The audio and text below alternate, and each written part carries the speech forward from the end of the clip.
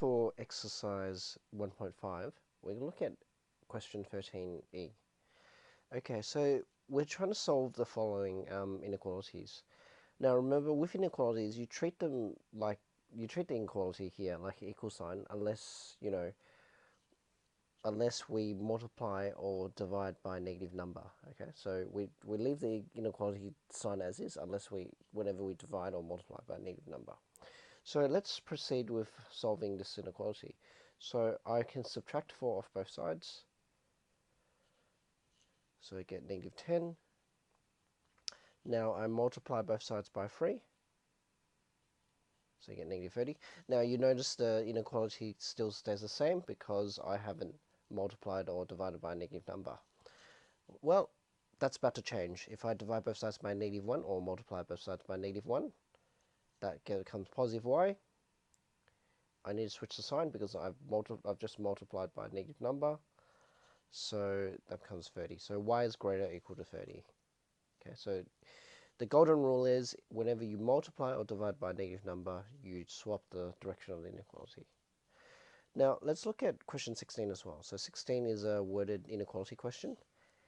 It goes, at a local milk bar, Sue spends $3.45 on milk and bread with change from her $5 note. She buys licorice straps at 40 cents each. Write the inequality to represent the number of licorice straps that she could buy.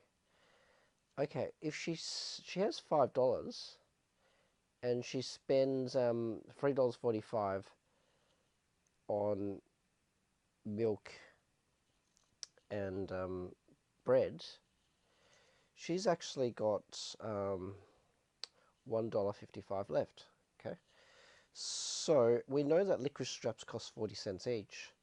So it says write inequality to represent the number of licorice straps she could buy.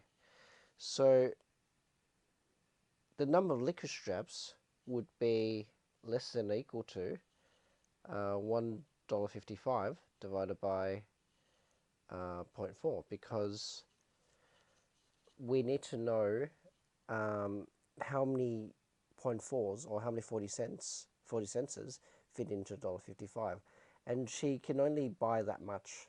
So it says solve the inequality to find the maximum number of licorice straps she could buy. So n is less than or equal to $1.55 divided by 0.4. Now this isn't a very these aren't very nice numbers, so I'm not expecting you to know how to do this in your head or by hand. So you can use a calculator. So let's go use a calculator, clear all. So we'll go $1.55 divided by 0.4, enter. So we get a 3.875. Now obviously with licorice straps you cannot buy 3.875 licorice straps. You can only buy whole ones. So that equates to 3 licorice straps. So just summarizing this question, we're in a milk bar, we've got $5 note, and if I spend $3.45 of that $5, I get $1.55 change. Okay, so I can buy licorice straps with that $1.55. Okay, and the licorice straps cost $4 each, not $4, 40 cents each.